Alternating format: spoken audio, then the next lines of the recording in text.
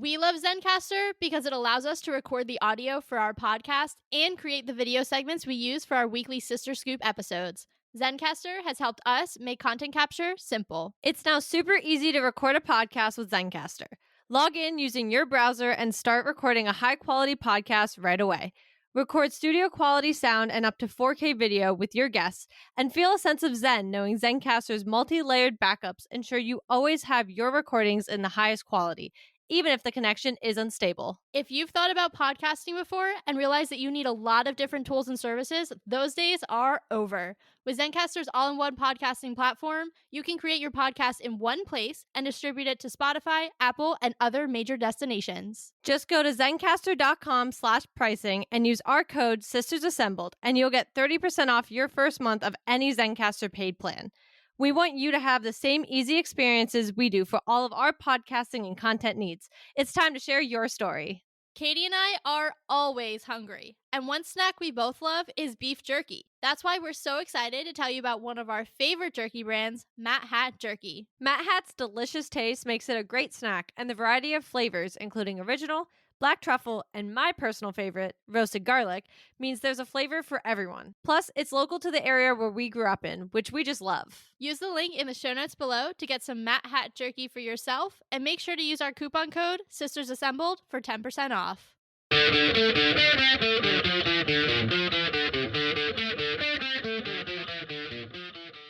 Hello and welcome to Sisters Assembled, your home for all things MCU. And I'm not gonna lie, I'm actually pretty excited for this episode because we're returning to a series that we haven't done in probably 8 months. Yeah. I think since like the beginning of the year. But that's just a sign that there's been a lot of good content and a lot of just Marvel things going on. We are returning to our replay series this episode, and this is a super emotionally damaging but meaty one because we're covering Infinity War. And since there is so much to talk about in Infinity War, we are going to break it in half. So today's episode will cover basically everything up through Vormir until Thanos heads over to Titan. Once he heads over to Titan, we are going to stop, and that's going to be next week's episode, just so y'all know a little bit what to expect. If you haven't rewatched Infinity War in a hot minute, I know it was a minute for me before I rewatched it in preparation for this episode, I think you'll get more out of it by rewatching it and then coming back and listening. You'll probably have a little bit more context for what we're talking about if you haven't seen it in a hot minute. So that's going to be my recommendation to you. But now that I have waxed poetic about all the things that we're going to do and what you need to do homework-wise before listening to this episode, Katie, take it away. I don't even know how to start. It's like so damaging, like to the emotions. Well, it's damaging, but at the same time, it's such a good movie. Yeah. And I have to say, a lot of the time that I was, that doesn't make English. Most of the time when I was watching it, I really sat there and I was like, I'm feeling nostalgic. Yeah. And I'm feeling a little sad. Yeah. And even Tony Stark had me feeling a little sad. I know. And that shook me to my core a little bit. I'm not I gonna lie. know. We are not Tony people on this show. No, I was like, oh my God. I'm like maybe sort of possibly missing Tony Stark in this moment. I'm not sure. Because the thing is like, we've talked about phases 4 through, I guess, 5, 4 and 5 and now into 6. But like, we've talked about it. We've had great ones. We've had not so great ones. But I do think you can't touch phases 1 through 3. Yeah. I just think there's something about them. And now, don't get me wrong. When we go to the mutants, that's a different ballpark. Like, we're on a different storyline. But I do think just phases 1 through 3, while also not perfect, the culmination of it, especially specifically in Infinity War, was done phenomenally. And I really was sitting there and I was like, this movie still, after all these years, I don't even know the last time I rewatched it. I'm sitting here and I'm like, this movie is amazing. Yeah. I love this movie. I love everybody in it. I think they told the story so well. It makes me laugh because then Endgame happened and you sit there and you're like, what just happened? But Infinity War as a culminating movie is untouchable in my opinion. I very much agree. I think you're right. It was like such a weird mix of emotions where you're like sad because of the ending, obviously, and like there's so much that goes into that. And when we get to that episode next week, or when we get to that part of the movie next week, I have a funny slash really depressing story to tell you about my Infinity War experience and what that was like. But there's that piece of it, yet you're laughing and you're enjoying the film, and it's so well done, and everybody gets, their moment to shine, and you're seeing characters interact who we've never seen interact before, and you're also seeing units that have been together for years, like interacting and being in their element, and bringing all those distinct and beautifully written characters, because they are well written in this one. Not everybody gets that treatment in the next one, Correct. but everybody is well written in this film. And then you're also in the back of your head like, wow, what an era this was. Like, what a time this was to be a Marvel fan. And I remember like getting up early to watch. I was in college, so for me 7 a.m. was early, but like getting up early to watch the trailer release on GMA, and like being in my suite with my suite mates and everybody freaking out, and like it was just the lead up to it, the actual film itself. The community of Marvel fans was just like, everybody was like living their best lives, and it has been such a different experience for the last 6 or 7 years. I'm going to say 6 years because I'm going to say post Endgame. It's been a very different experience to be a part of the fandom, as we all know. And so it does. It like makes you think about like, man, I miss this era a lot. A lot, a lot. Yeah, I think that was my biggest feeling throughout the whole thing, was just missing it. And Yeah. I honestly, I ironically felt it the most about Thor. I can see that. Yeah, I think a lot of it was, and obviously we're not discussing Endgame today. However, oh, I've got a lot to say when we hit Endgame. That's another two-parter. Yeah, I've been holding it in. But I will say, I think watching him in this movie, remembering we're coming right off of Ragnarok, arguably one of the best movies Marvel will have ever put out. And Yeah. I'm saying that stake in the ground. Like, I don't care. Like, I think the mutants are going to be a very different story, in my opinion. But regarding Avengers characters, Ragnarok was still and probably will be one of the best movies Marvel will ever put out. If it's ever pushed out of top 5, I will be shocked. Yeah. They have a lot of work to do to try to make that happen, For if that's sure. what For sure. happens. Yeah. And so I think coming off of that and just seeing him in this movie, but then not only knowing where he goes in Endgame, but then knowing what happens in Love and Thunder Yeah. to his character, I just think I sat here and I was like, this Thor was perfect. Yeah. He This was. Thor was awesome. And I sat here, and now I've never been like a Thor girly, obviously. Like, I like him. I'm not like anti him like I am low key Tony Stark, but that's never been my realm, you know? Like, I've Yeah. never been like, oh my God, Thor. But in this rewatch, going back and rewatching this film, I sat there and I was like, no, this is great. Yeah. Like, he's awesome. This Yeah. is just a showcase of Thor and who he is. And I found myself like kind of hanging with the Guardians as they're all like fawning over him. I was like, I you know what? Me know. too. Because this guy's awesome. Like, Yeah. if I met this guy and he just started suddenly, first off, lived through space, Yeah. like, was still surviving, held back the energy of a star to hold open a gateway. I mean, like, all the things he was doing, I literally was like, yeah, I would be floored too. I'd Yeah. be so impressed. It's not even funny. And I found myself feeling that way.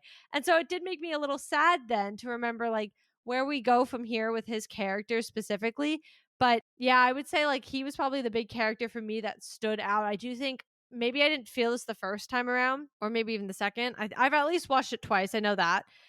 But I can safely say now, like, I think this was semi a Thor movie. If you really take a step back, like, it's really focused on him. Yeah, I mean, it does a really good job of being such a direct sequel to Ragnarok. Like, I don't think necessarily, like, not every film that is the film directly before Infinity War is not a sequel to it, if that makes sense. Like, Yeah. there are some that are so directly tied to Infinity War that they feel like they were prequels to it.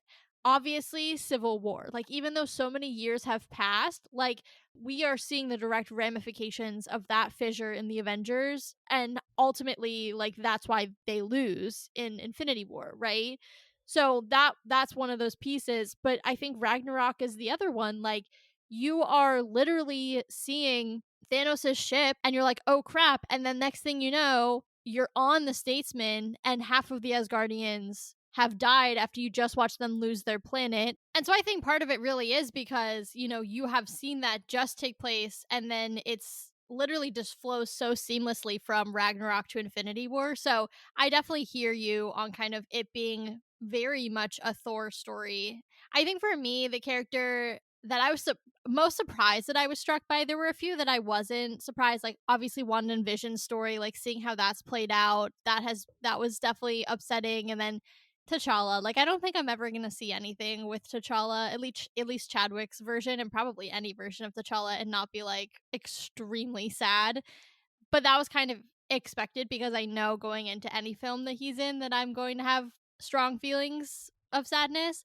But I think the one that really got me and wasn't as expected was Gamora. Because obviously this is the last time that we Me see. too. Yeah, and like this is the last time that we see this version of Gamora alive. Obviously, she dies on Vormir. And so, yes, there's a version we know in Endgame that then makes it into Guardians 3, but she's so clearly not the same. She's not the mom to Groot, she's not the partner to Peter.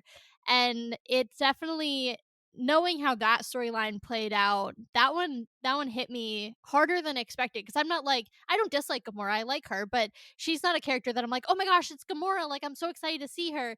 And so that was an unexpected reaction. I think that was another one for me that because we've seen Guardians 3 and because they chose to semi resurrect the character in a different capacity, I think that was why she struck me the way she did as well. Because our last iteration of her at this point for us and the closing of her story wasn't Infinity War like I think it should have been. And so I think because they decided to bring her back in Guardians 3, I definitely like you feel a different connection towards that character. It's not to your point this one you've grown to love and this Yeah. person that you care for. And so I do think I felt very similarly. I also think maybe because I don't pay the Guardians the same and I enjoy the Guardians, don't get me wrong, but I don't pay them the same amount of time or part of my mind as I do to a lot of other characters. When they showed up, I have to admit some of me forgot they were in it just because you get so wrapped up in the actual Avengers parts of the storyline that like I totally forgot the Guardians existed for a second. But when she showed up and even seeing that first scene with her and Peter interacting, like and they're all interacting on the ship, but he's like on the DL being like, "No, we're not doing that, I promise." Like just their relationship, I forgot how much I actually really enjoyed it. Yeah. And it did actually make me it was bittersweet. And then same with even just seeing her relationship with Thanos because I just don't think I gave it the same mindset because you go into it like Thanos is the villain. Yeah. And when you're having all these movies leading up to it, you're like, Thanos is the villain. Like, you Mhm. know that. But I think when you're kind of watching them off one offs, like we do, where we haven't watched the lead up, like to your point, the last time we watched Ragnarok for the series has been months ago. I actually think the last one we did was Ant-Man and the Wasp. You might be right. Either way, it was a long time ago. Yeah, well, exactly. And so I think when you kind of just like one off watch it, you don't remember kind of painting him quite so directly as the villain instead of just seeing this opposing force. Because I will say, like, a weird part of me was like, I kind of get it. Like, I get what he's doing. And maybe, guys, to be fair, this is no longer 17-year-old Katie going into this movie being like, the Avengers, oh my God. And it's now like 24-year-old critical thinking Katie that kind of was like, no, I get you as a villain though. Like you the whole time are fully convinced you're doing the right thing, but because you've seen it play out on a smaller scale, you've seen it fail essentially before. So you think you're helping the bigger society. And so his complicated relationship with his children and everything else, I don't know, it drew me in a lot more than it has in the past. Yeah, I agree. I think it's interesting to revisit him with a more critical lens in the sense of like, can you see his level of conviction in how he is perceiving himself? Like, he does not think of himself as the villain. He has this almost like interesting victim complex where he's like, you all see me as the villain, but I'm really the hero. And I Yeah. think that makes for such a compelling character. And we'll save this for the end, but or next episode, but like then at the end when you see him finally rest, you're like, This is fascinating. Like, this has been, like, what has driven him for so long, and you're right, to the point where he truly believes he's doing the right thing, and I think regardless of whether or not you agree with his methods, I think it makes him a more compelling character to know that he so strongly believes that, because he's not doing it in his mind to be greedy or, some of these, like, more shallow reasons that villains are acting, but he truly believes he's doing the right thing, and I think it brings a lot of depth to the character, and it's something that, yeah, I don't think I've really paid a lot of attention to, I think, in past watches, because you're so focused on, oh no, there's this character and these characters are meeting, and Spider-Man's an Avenger, and look, he's in space, the Iron Spider suit, like, there's so many things happening, but sometimes I feel like you get something different on every rewatch, and it also kind of depends on, like, your mindset going in and, like, all of these things, and so you're right, it is cool to kind of pay a little bit more attention to him and look at him critically as a villain as he stacks up to some other really compelling villains that we've seen, over the years. Yeah, I mean, for sure. And again, I think to add to that, you do have the hype. We've known about this character on a vague scale since, I mean, what, Avengers? Like, Yeah. we know that this guy was coming. We were building up to him. And I mean, I think it's Age of Ultron where we actually see the gauntlet, and that's his fine, I'll do it myself line. So I do think, because you also have all that lead up, he's built on such a platform. And so when you're not watching the lead up the same way, you really can almost dive deeper into his psyche and Mhm. where he's at with this, instead of building him up to this mega villain. And you're able to almost take that step back and be like, okay, what's his driving force? And honestly, I think because I felt a little bit more towards Gamora, and then on top of that was more interested almost in Thanos's driving force and reason for doing this, the scene on Vormir genuinely upset me. Yeah. Like, and we'll obviously get to it when Endgame happens. I absolutely sobbed during Natasha and Clint's. Like, even when that first happened, I was sobbing in the theater. We all know Nat's my girl. So Yeah. but I never cried during Gamora's part. Like, it like tugged, but not in the same way. And I think this time around, I genuinely shed a tear or two because I was like, wow. Like, and you see it when she's laughing. She's like, Yeah. joke's on you. You've come this far and you'll never get what you want because you're not capable of love. But what is so interesting from the way of watching it this time around was, I already, obviously, what's going to happen. But from this perspective, I was like, no, he knows it's his daughter and he is so capable of love. He isn't capable of showing it properly. So Yeah. while you hate him, like, it's so interesting. And then I even noticed it with Wanda later on. And I know this is like a different scene, but I just want to point it out really quick because I know this is in the half we're not necessarily covering today, but how he's like, I understand your pain. Yeah. And obviously she's like Gamora, angry and everything else, but it's just so ironic because he's just driven. He almost has horse blinders on. He's just Mhm. so driven by this incessant need to get this mission accomplished that he's not able to see how much pain he's inflicting, yet he's entirely sympathetic to the fact that these people are in pain. Yeah, that was fascinating to watch this time around. You're right. I think that hit me so much harder the moment that she realizes, because it's like tough. It's like, on one hand, you can interpret it the way you did, where, like, he is capable of love and she truly is probably one of the only people he does love in the universe, because we know, I mean, he has a brother technically, it's Harry Styles, Oh my God, I forgot about that. whatever. But he has his brother, technically, but you have to assume that, most of the people on Titan died when their planet basically, their society basically collapsed. So he probably doesn't have that many people that he knew growing up, or, like, even from his home planet, that are still alive. So he's created this really dysfunctional found family by kidnapping. I would assume they're all kids when he takes them, kidnapping children across the universe, which is just okay, Thanos. I mean, that's a choice. That's illegal, but fine. And, he has found this family, he's built this family. You can interpret it as he has a level of love for them, and he feels most love towards Gamora. She's his protege. He says to her, "You're the one who I always imagined sitting on this throne after me." She was the one who was going to be his successor. But at the same time, there is a part of me that wonders, like, when she's fighting him on Vormir, if she truly believes, and if it's true, that he is incapable of love, because to your point, he has these horse blinders, but he just thinks he loves her.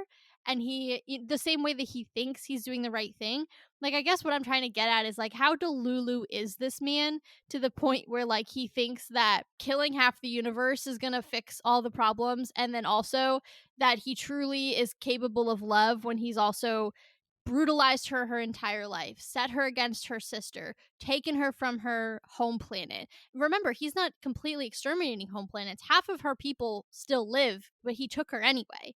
He, completely raised her in a way that she resents, and yet he called that love. So it's like it's interesting, because I think there's multiple ways to kind of interpret that scene between the two of them. I do have to say, I think when we talk about the level of Delulu regarding his mission, yeah, it's heavy. Like it's there. But I will say I do kind of think when it comes to Gamora, I don't think there's delusion that he loves her, because I and here's the only reason why. If he didn't love her, I do not think he would have gotten the soul stone. That's I a good point. really That's don't fair. believe that that's possible. Yeah. I truly believe that that is a test, and that is a testament to how much somebody cares about the other person. Obviously, later on, we see Natasha and Clint literally fight to the death to try and sacrifice themselves over the other one because of how much they care for each other. Yeah. And so I truly do think he believes he loves her, and he believes he feels love towards her. Now, is it entirely accurate? I don't know, but I think it's there for his version of loving an individual. And is it actual love? No, to all the points you've made. Like, we've seen it. That's not love how he treated her. Stealing her away from the jump is not love. Yeah. But for him it is. And I truly think for the physical reason of getting that stone, I mean, if he threw Nebula off, no Nothing would offense, happen. he wouldn't have gotten the stone. Yeah. Yeah, like I hate to say that about her, but he had a clear favorite, and I truly don't think he loved her the same way he loved Gamora, or at all even. So I don't think that sacrifice could have ever happened other than with Gamora. That's a good point. That makes a lot of sense. The soul stone is kind of like that true barometer, I guess. And it doesn't lie. So says the Red Skull. Yeah. All right, we kind of went a little out of order because that's the last scene we're going to cover today. Let's take it all the way back. We're on the Statesman. Thanos is there, and the big one happens. The big shocker. The 10-minute in, you did not just do that Marvel moment, and that is the death of Loki Laufeyson, which is traumatizing on so many levels. Especially then, we're not huge fans of the Loki show. So this to me is the death of Loki. Like, I know that's a hard statement to say. That's like a line in the sand, but like, I said it. But you're not wrong. You're not wrong, because it's the same as Gamora. Like, they brought back Gamora, but it's not our Gamora. It's a different version. And so, yes, but no, like the Loki we know did die in this moment. Yeah. And so you're not wrong. I have to say, watching this movie back this time around, there were several characters who I've never been angry at before that I was angry at. Loki was actually one of them, because I never took notice to the fact that this man nobody was paying attention to him. I know. He came back out from wherever he was and was like, actually, I'm gonna try and play a trick. Yeah. Like, I remember I used to be mad just because I was like, my guy, why are you trying to kill Thanos of all people with a knife?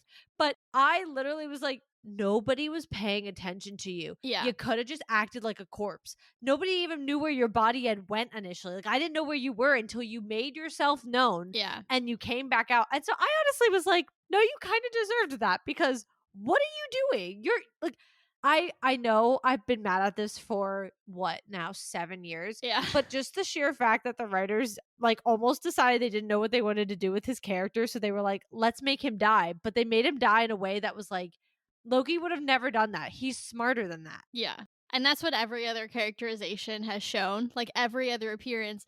I mean, Thor has a line in this movie where he's like, yeah, my brother died, and I think he's actually like really gone this time. That's such a testament to Loki's like stratagem and the way that he's able to like think 3, 4, 5, 6 steps ahead of everyone else. Fake my death, but come out on top. Exactly. Impersonate my dad. Do all this stuff. Like, fake my death,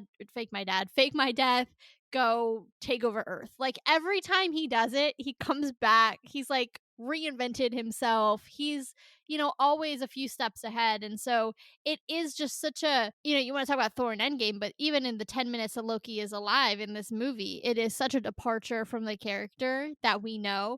And you're right, like he did go and like he was kind of hidden. He was off to the side. And how like speaking of the Lulu, when you really hate that something happens and you're like, maybe if I watch it this time, it won't happen. Like I was just sitting there and I was like, no, but he's hidden. Like he's not even like talking to Thanos anymore. Like it's fine. He's just gonna stay hidden and everything's gonna be okay. And then obviously he couldn't keep his nose out of it and he inserted himself into the situation. But I was like, I think you're right. Like that was the first time that I think I remember being like, dude, you were home free. Yeah. Like I know that you're like turning over a new leaf and you're trying to like be better and like that's part of his journey that's continuing throughout Ragnarok, but like live to see another day, live to fight another fight, my guy. Like that was just, yeah, it was against his character and honestly so disappointing. And like 7 years on and I'm still annoyed. No, same, but almost for a different reason. And I Yeah. do think how I almost feel about it is that it was like, all right, Loki needs to die. And that was all they were focused on. So Yeah. it wasn't really about like the tactful way of doing it. They were just like, Loki has to die. And I know you can maybe argue, like, oh, well, he was trying to be, deceitful and he was trying to be like whatever. But come on, again, to T's point, like, we've watched him be so smart. Yeah. We have watched, and now, okay, whatever. You can say, oh, the circumstances and everything else, but Loki's primary driver is to survive at any given time. Self-preservation. Yeah, he is only ever worried about himself. And maybe you could also argue there, oh, well, he was worried about Thor. I have never seen this man worry about Thor ever. And I like genuinely, if it comes to him or his brother, he has always chosen himself to some capacity or at least a way to make himself look good. So I just think in that perspective, I just don't understand why he acted upon that. Like I just don't understand why that was the way they did it. Also, to your point, it wasn't that I was like under the delusion of like it's not going to happen this way, but I didn't realize how hidden he was Yeah. until he popped back up on screen and I was like, "Oh, you're still alive at this point. That's Yeah. right. I haven't watched you die." Like it just bothered the crap out of me. I was like, this actually frustrates me more than it does anything else anymore. Like this genuinely aggravates me. Yeah, and then you couple it with the fact that like he didn't turn blue when he died, which I know the whole conspiracy Don't get me theory started on thing. that. That's a hill I will die on. I know. I mean, to me, look, I think we've all after 2 seasons of Loki, we've all gotten to the place where as frustrating as it may be, the facts are like that version of Loki, our version is dead. End of what does it say at the first season of Loki? Like end of film or end of tape or something. Obviously he is dead. So to me, y'all know, I hate continuity errors. I hate things that don't make sense. So the fact that we had such a glaring one in this film, which is darn near perfect, that they did not characterize or they did not adhere to Loki's like true form in that way and what is his true identity as the king of Jotunheim, because he even says like that was the part that annoyed me even more about the whole like not turning blue thing is he says, I Loki, son of Odin, rightful king of Jotunheim, and then doesn't turn blue. Yeah. And I was like, guys, Yeah. it was right there. It was right there. I was, yeah. And Yeah. maybe at the time I don't know, maybe they were going to resurrect him because remember, they had a whole hiatus planned anyway. But his neck got snapped. I don't know, man. I don't know. Like, I just don't know how you really truly come back from that one. I don't know either. But all I'm saying is like, if I want to give them the benefit of the doubt, like maybe that was another like misdirect on behalf of Loki. But now that we know how this plays out, all it just looks like is a really glaring continuity oversight that as the one who checks all of those things because I need to point them out, it just really annoys me. Like it really annoys me. That's fair. That's fair. I will say something I noticed. I'm going to put like a slight insert here before we move to our first crossroads of the movie.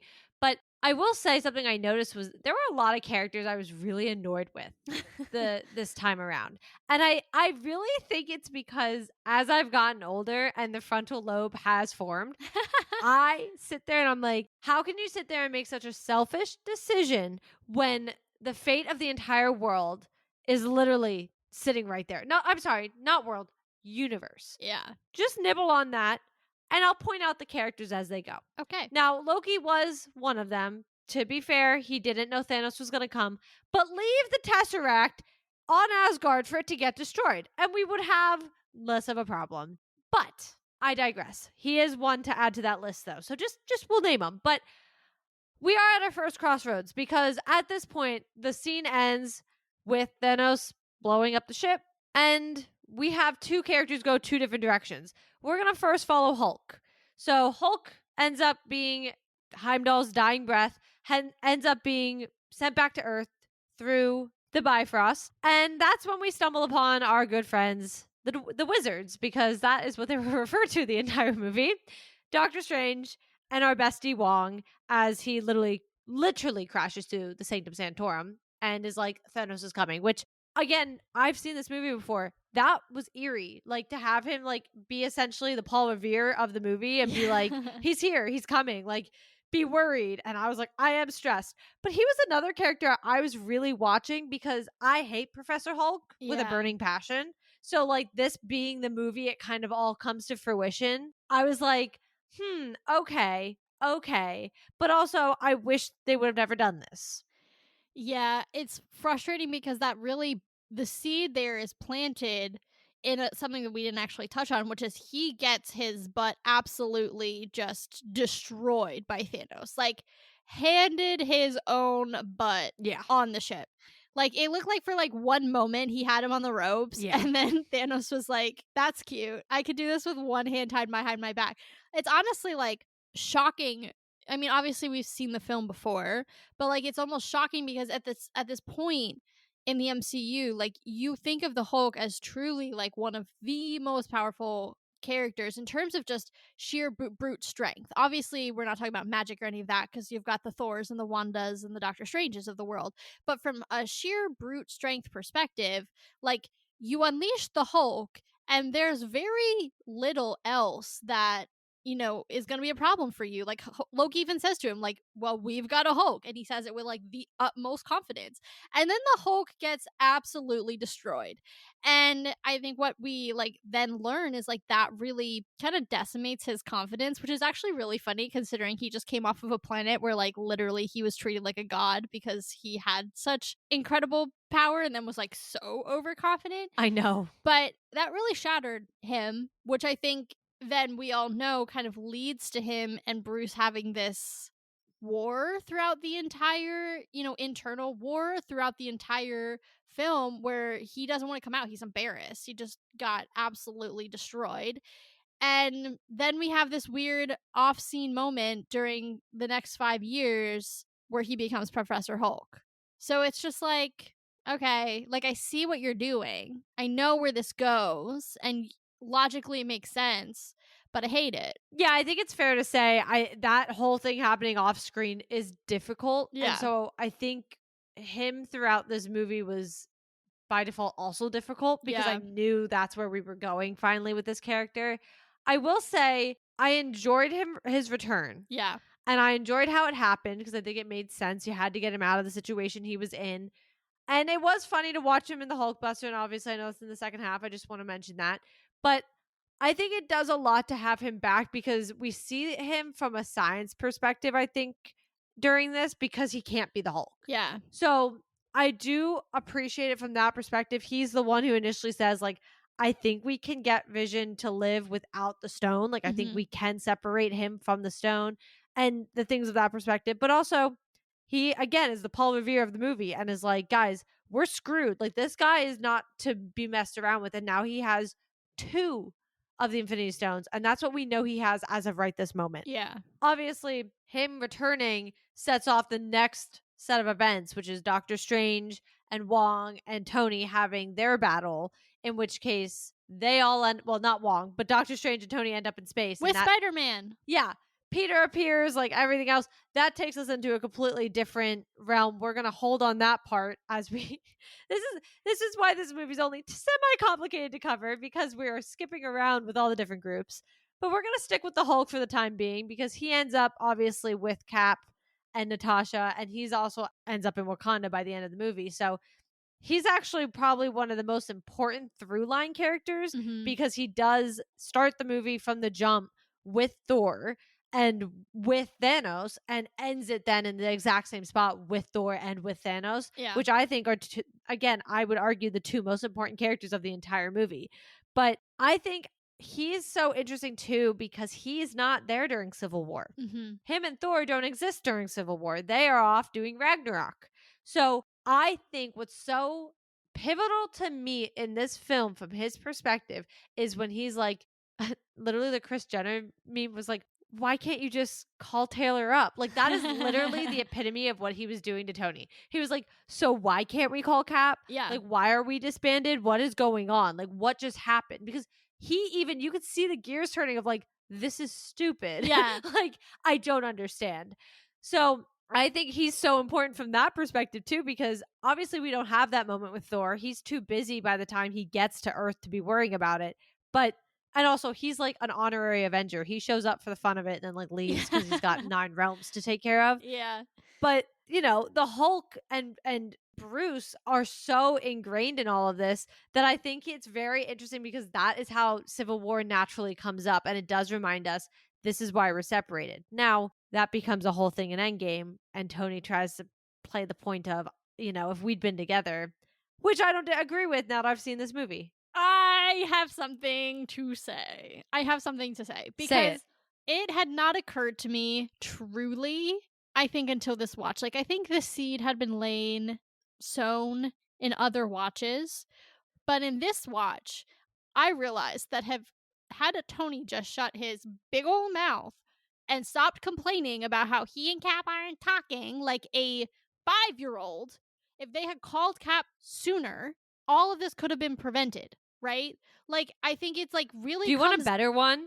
Okay, go. So I don't disagree. I think you're right. This all could have, to a degree, been prevented. But what struck me, and I apologize because some of this conversation does have to involve the end of the movie, but what really struck me was when that's his line in Endgame, "Well, you weren't there, blah, blah, blah, blah, blah." Tony's the one who went to space. Now, you could argue, oh, he was defending Doctor Strange and all that crap. Okay, but they're Earth's mightiest heroes, and Tony is the one who left. Steve was with everybody else. At the end of the movie, I was literally counting it. All 5 of the main Avengers except Tony are there. All 5 of them. Yeah. So I was like, wait a second. This doesn't make sense. Well, except for Hawkeye, because he's MIA. Well, but he's on Earth, I guess is my point. Yeah. But everybody else, like the 4 active ones, are in Wakanda. But yeah, no, totally. Yeah. And Hawkeye didn't leave. Yeah. But what I was saying, like with the phone situation, like not calling Cap, like had he called him sooner and they were, I understand they were far away, like they wouldn't have got there in the 10 minutes they had before Ebony Maw and the large one whose name escapes me came. But still, like he could have given Cap the warning of Thanos before Vision was attacked. They could have started the whole plan to get the stone extracted from Vision so much earlier. Side note, when we get to that part where Vision dies, I did think of a small plot hole, and I would like you to help me think that it's not a plot hole. So I'm putting that little plug in for next half. It has to do with the time stone and Okay. how it doesn't really matter that when they killed Vision or took away the Mind Stone, because he had the time stone at that point, so it doesn't really matter. Yeah. But, saying that's not a plot hole, if they had extracted the stone and destroyed it earlier, then it wouldn't have been the Battle of Wakanda. There wouldn't have been all these things. He would have only ever had 5, all that good stuff. And it all comes down to that phone call that Tony never got to make because they were all distracted, and then it took forever for all of them to come together because Bruce had to wait, essentially, until the end of that fight, when that all could have been put into motion so much earlier. Yeah, I mean, I agree. And I also think, and bring up the time stone, and I have to have this as part of the conversation as well. I didn't understand why it was never used from the jump, from that very first battle. And Thanos even points it out later in the battle on Titan. And he mentions, he's like, you haven't even used it once. Yeah. I could not figure out why we didn't go Dormammu on them and just come to bargain 17 million times and just keep doing it until they got it right. And like, whatever, I know Doctor Strange sees the a million what ways that this plays out, and there's only one way they win. Statistically speaking, I'm not really sure I believe that, if I'm being honest, especially Well, no, knowing like, because we went on that other planet with the evil Doctor Strange and they killed Thanos and then they killed Doctor Strange. So, like, there was another way. right. Well, my other thought process is, generally speaking, if there's a multiverse, technically there's infinite possibilities. So when he was like, I've looked at X amount, I'm like, okay, but that's not all of them. Yeah. Like, I not to be nitty gritty, but I was like, hold on. But I will say, I was very thrown off why he never seemed to use the time stone. And he didn't. I'm sorry. I shouldn't say never seemed to. He never did. The whole movie never did. I don't really understand why he didn't, because I do think if you have them use them, I mean, clearly Thanos has, at the time, obviously Thanos is not on Earth. I know he's not part of that initial battle on in New York, but he has two already and he has no problem using them. Yeah. We see he's been using them. So I'm not really following why we have a stone and we're not utilizing it. Same with like how you made the point of, if they would have just called earlier, they could have made sure Vision was protected, because whatever they did to Vision from the jump with that blade completely took him off the table, essentially. Yeah. And he's so powerful. Right. And he has the Mind Stone. So Yeah. then you essentially took the Mind Stone off the table from the jump too. And I was like, wait, from the jump, from the start of this movie, we were even. Yeah. We had two on Earth with two heroes, and he had two. Obviously, he was going to get the Reality Stone, and he probably was going to end up with the Soul Stone. That's just, unfortunately, how that was going to shake out. But I was like, the Time Stone alone is probably one of the most valuable ones to have in this moment, because you can keep undoing time. And I just never understood why Doctor Strange never used it. Not to skip to the end where we're not focusing today, but the biggest use case is the most contested, I want to say one of the most contested scenes in Infinity War, when Peter Quill punches Thanos in the face when they literally have the gauntlet off his hand. Undo it. No, Undo okay. it. Let's say it. Let's say it. Because here's the thing. That's one of the moments I was thinking about. So if we fast forward, we went through the Battle of New York. I said Strange, Peter, and Tony end up in space, right? We're following this part of the story now. We fast forward that whole bit. They end up on Titan. That's when they're with the Guardians. They have that great interaction. That's so funny. Like this is the funniest mix of teams that you could ask for. It really are is. those? Yeah, I 100% agree. Now we all know Peter Quill got slandered. We're not here to do it more.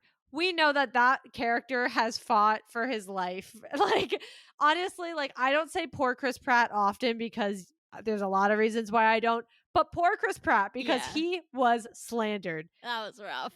I will say, I don't understand another great example, and that is the fight where Thanos says it. He says, again, I'm paraphrasing, but essentially is like, you have the Mind Stone, you have it, or you have the Time Stone, you haven't used it once. Yeah. And I don't understand why.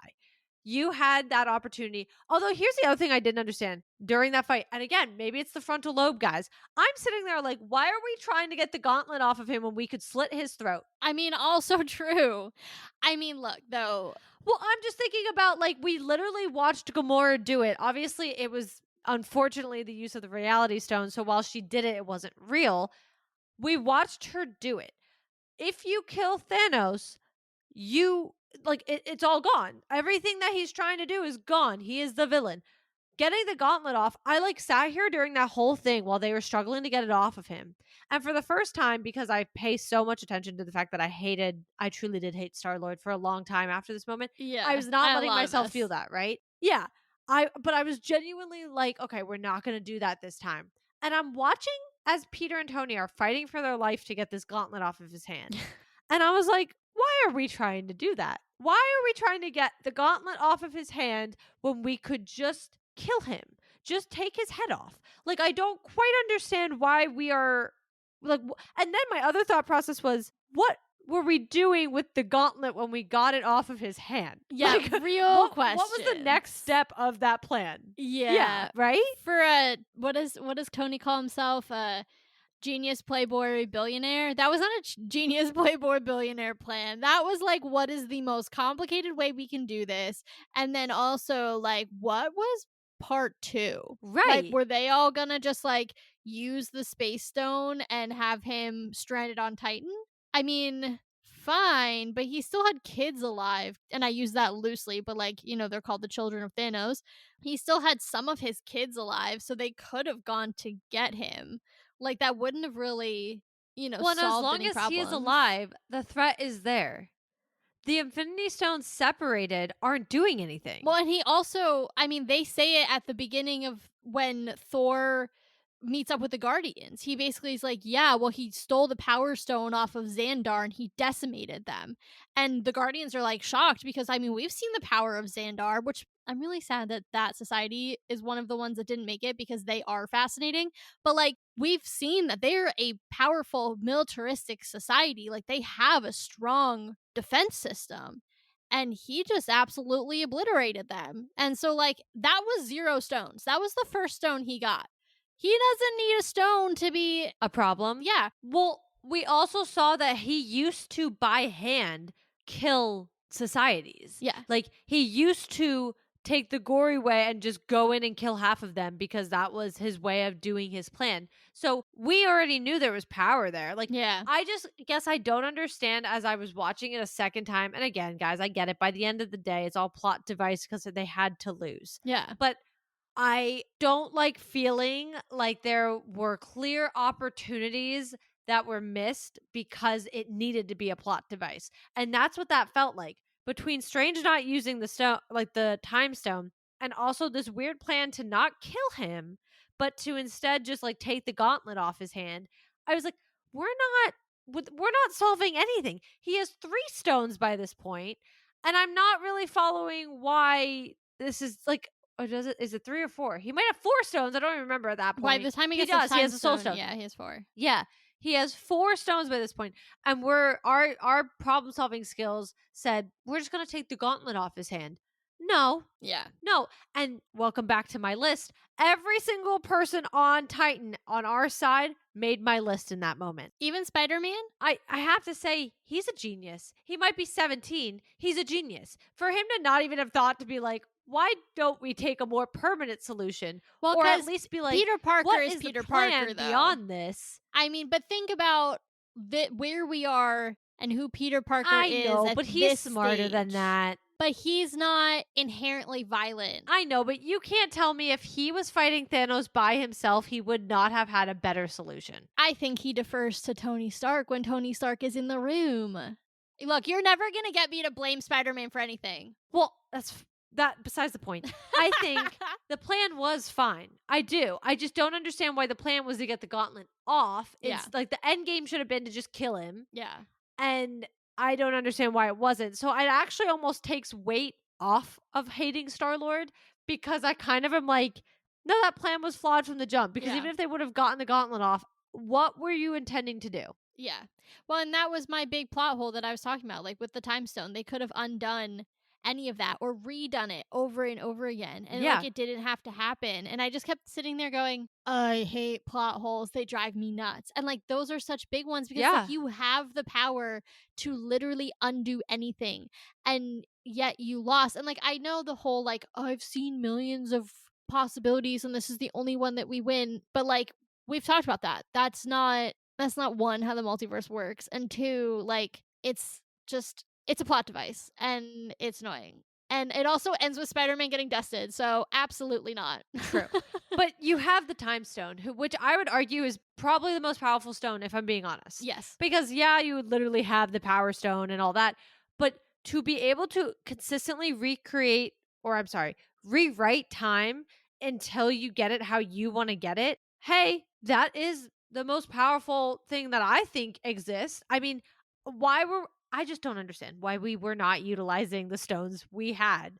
It's like they went into full defense forgetting they had to play offense. It literally was it's like watching the Philadelphia Eagles sometimes, guys. If you're ever aware of we are Eagles fans, big Eagles fans. And now I know we're coming off of being Super Bowl champs, but sometimes you just sit there and you're like, now how is it possible the defense is keeping us in this game the whole time, but the offense can't remember to score points? Like Two sides of the that ball, is what it felt like. folks. They just forgot. Yeah. Yeah, they like forgot they had to also try to score points. And I was like, oh my God, like you have two stones. You know who else is guilty of this? The Philadelphia Phillies. If we're going to bring all the sports metaphors in. The Philadelphia Phillies make me angry. You either have bad pitching and a great offensive day where they're scoring home runs after home run, or you have our ace on the mound who will pitch like 7 or 8 shutout innings and then we can't score a single run. That's exactly what the Avengers did. Yep. That's exactly it. Yeah. Or you bring in the bullpen and we manage to lose even though we have like a million runs. Doesn't matter. Yeah. So that is what aggravated me so bad during that and that's why every member of that team on Titan ends up on my poo-poo list of like, you made me angry during this movie. Because I really sat there and I was like, no, this all could have been avoided. This could have been avoided multiple times. And Doctor Strange, I'm looking at you. Especially, this could have been avoided. You know who actually really got on my poo-poo list from Titan? And I know we said we weren't going to cover that, but this is the last thing I'll say about it. Nebula. Everybody had a plan, and flawed as it was, Nebula came in and was like, where's Gamora? And as soon as she said that, it was like, what plan? And I was just like, girl, focus. Focus on the problem at hand. And Nebula just, I know. she set some things in motion that, man. Didn't need to be set in motion. No. No, I agree. But we hit the end of that plot for this time. Obviously, we got our guys on the ground. I honestly think the biggest ones I want to pull attention to right now are Wanda and Viz. I think those are kind of our last ones before we all start heading to Wakanda and we prep for the big battle. I have to sadly admit Wanda made my poo-poo list too. Yeah. Because I am so sorry. Your microwave can sacrifice himself for the greater good. Yeah. I really could care less that you're going to be sad right now when you guys could have destroyed that stone much earlier and planned around it instead of trying to take it out of his head, therefore putting him in Wakanda. And that's where the battle ends up being. And then at the end, and obviously, like, we're not going to get quite to this part yet, but when she's like, I guess I'll destroy it now, after he, like, pretty much begs her to destroy it. But it's too late because Thanos has the time stone, so why does it matter? He literally just undoes it. And I was like, Wanda, like, love you lots, and you know I do. But in this moment, and even Cap skirted the poo-poo list because he was like, we don't trade in lives. And I was like, he's not living. He is a robot. I don't care. Like, tell me how you I really literally feel. was like, oh my God, guys. Well, I was like, guys, the greater good. Yeah. Like, we're talking about not just Earth. We are literally talking about the universe. And you guys are like, we have to protect the robot. No, we don't. No, we don't. He is volunteering to die. Yeah, it's another one of those things where you're just like, one choice. All you had to do was make one different choice. And like, I get it. Like, I didn't want Vision to die either. I think they're a very cute couple, and I get it. Like, also, Steve probably has a little bit of a soft spot for not getting to be with the one you love. And I'm saying that specifically to annoy you. Not that I believe that what he does in Endgame is at all right, but that is a discussion for another day, and we're gonna have He to kissed her once 70 years ago. Get over it. look. I only said it to rile you up, not because I believe it, but that's gonna be I'm already riled up. it's gonna be a whole nother discussion for a few episodes from now. But yeah, I do agree. Like, that part, that was tough because, again, it's like you wasted so much time. Like, the thing about this film that is kind of like, it goes unsaid, is like, it is a race against Thanos, but it's really a race against time. You have to find a way to stop him before he gets too many stones that the power imbalance is so tipped. And you're right, like, you pointed it out at the beginning of the film, it's 2-on-2 stone wise. And yes, Thanos is super powerful, he's a Titan, whatever, but we also have incredibly powerful heroes on our side, and there's so many more of them, to the point where you're telling me that when it was 2-on-2 from a stone perspective and our entire Avenger squad goes against Thanos, they couldn't have come in on top. But no, they messed around and they messed around. They lost their 2 stones. They could have destroyed one of them, which would have made a little bit of an imbalance, but would have ultimately stopped Thanos. And so, like, that's the thing where it's like, okay. Theoretically, you could have destroyed both of them. I mean, Why yes, couldn't we have destroyed the time stone? because Doctor Strange is the protector of the time stone. That But he was on the poo-poo why list for so couldn't many we reasons. start destroying the stones? He was on the poo-poo list for so many I mean, reasons. yeah, but I sat there and I was like, why couldn't? Because especially if you destroy the time stone, hey, he's screwed. Yeah. Yeah. Like, you screwed Thanos over. There's nothing else he can do, because if that stone is destroyed, like, because here's the other thing you have to think about. Now, obviously, she wasn't quite to this ability yet, but the Scarlet Witch is essentially her own reality stone. So Yes. really, we had 3 stones. We canceled out his stone. Yeah. I just don't. I was honestly watching this, and again, maybe it's because we weren't watching the whole build up the same way, but I was like, guys, everybody is annoying me because there are better ways to solve this problem. Yeah. It was just, you know what it was? It was so reactive. Yeah. Like, at no point did they like stop and say like, okay, this, like, I know they had their like, and I'm using air quotes here. I'm actually sad this isn't a video episode because the hand gestures on both our sides have been wild. So I'm sad y'all don't get to see. I had a mega how- hair flip about 2 minutes ago, guys. It was pretty iconic. I'm sad y'all don't get to see this. But they had their, and I'm using air quotes, like plans, like the plan to decouple Vision from the stone. But like, again, it's a reactive plan. At no point did they stop and think, how can we go on the offense? We know that Tony's in space. Like, how can we, like, I don't know. I'm sure they're, okay, I don't want to say I'm sure they could have communicated, but like, there had to have been something, right? Like, Tony has a moment. The Avengers communicating. I know. Tony has a moment. I'm not going to give this man much credit, but he does have a moment where he's like, "Hey, instead of taking the time stone back to Earth, why don't we take the fight to Thanos?"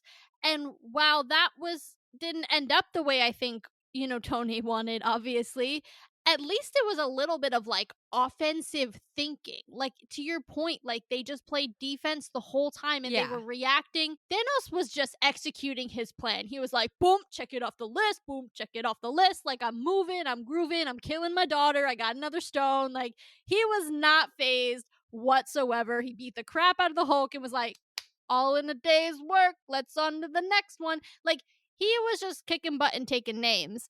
And at every point, the Avengers were like, gotta pivot. Oh my god, never doing this. Like, they were just like literally like mice. They were just like flitting around and not being strategic or focused at all. And Thanos was just like, horse blinders, moving on. Yeah, I mean, I agree. I honestly think even the second that everything happened, like with Bruce coming down through the Bifrost, from that moment, everybody should have been alerted. Everybody should have congregated somewhere. Like, I just don't understand why we, like, and I get it, they try with like one-liners to make up for this, but why were we so separated? Yeah. I don't, and I know that you can blame Civil War, but at the end of the day, why were we not able to get together quicker? You call yourselves Earth's Mightiest Heroes, but y'all suck. Like, Ant-Man and Hawkeye couldn't even decide to break their house arrest. Well, technically, Scott was in the quantum zone, so Oh, that's right. And nobody knew that. the quantum But- realm. But yeah, Come on, Clint. yeah, You have literally you've broken into the Avengers compound to save Wanda in Civil War. Like, you were like, I'm gonna sit this one out. yeah. Sir. I mean, look, I mean, I don't- listen, I don't know what you would have I done was with your gonna arrows, say, if I'm being I don't honest. want to But pull that. I don't know what an archer's gonna do, but still, you know what? Black Widow was sitting there kicking butt and taking names too. So Yeah. you didn't need to have a power to kick butt. We saw him in Avengers do the same thing with all those aliens. He was doing what he had to do. yeah, So you could have been on that battlefield. Like, I'm sorry, but this was supposed to be like, this is the call, guys. Like, no, this isn't one of those, oh, New York's on fire. Maybe Spider-Man got it. Oh, Spider-Man's not showing up because he's worried about this. Oh, never mind. Don't worry. maybe we'll call Doctor Strange got Daredevil. it. It's an alien instead. Yeah. Well, but like, like, guys, this is an all hands on deck situation, and nobody wants to be all hands on deck until it's too late. Yeah. Yeah, the lack I mean, I read a lot of romance books or like romantasy, and one of the biggest tropes, if anybody is like in that world, is like the whole miscommunication trope. And like the idea that like essentially this entire film is basically built off of a miscommunication trope is insane. Well, you know what's more insane to me, which I agree, I also hate that trope, but what's more insane to me is the first time they were the Avengers was because there was an alien invasion. Now, I get it.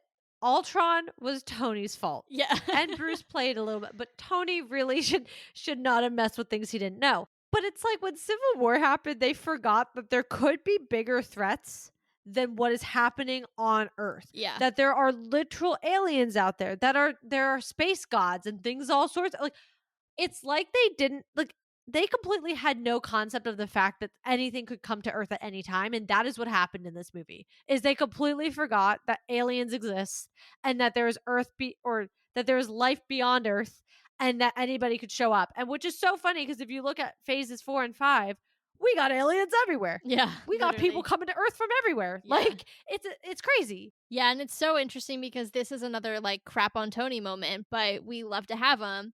Like it's happening and it's all coming to fruition and he doesn't think, you know who would be really helpful? Captain America. Yeah, I don't know. I feel like they had a lot of things that went in their favor and they just kind of ignored it all. And it's a little frustrating, I think, as you kind of look at it from a different perspective of like, this isn't the be all end all. Like, we know how it plays out now.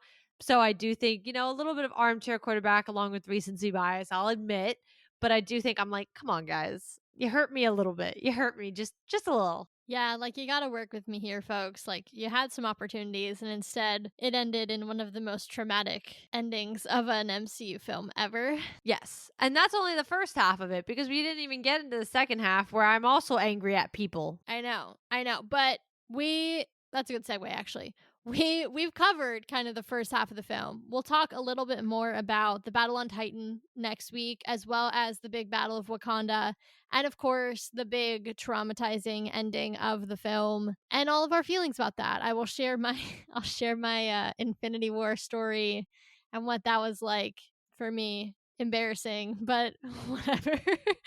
Anyway, all that being said, please make sure that you are following on your podcast platform of choice or subscribing so that you are with us when we do our follow-up episode to this and future replay episodes and all coverage of Marvel things that may be coming out for the rest of the year. You can also check out the website. It's the central hub to all things related to the show. And if you're enjoying the show and you want to help support us, you can do that via our Buy Me a Coffee link, which is linked in the show notes. You guys can also follow us on all of our socials, which are linked in the show notes down below as well. And as we mentioned, next week we will be doing the second half of our Infinity War rewatch. So make sure you guys come back as we talk about all the things T just said we are going to talk about, which is essentially the whole second half of the movie. So don't miss that as well. And as always, Marvel just blew your mind, so let's talk about it.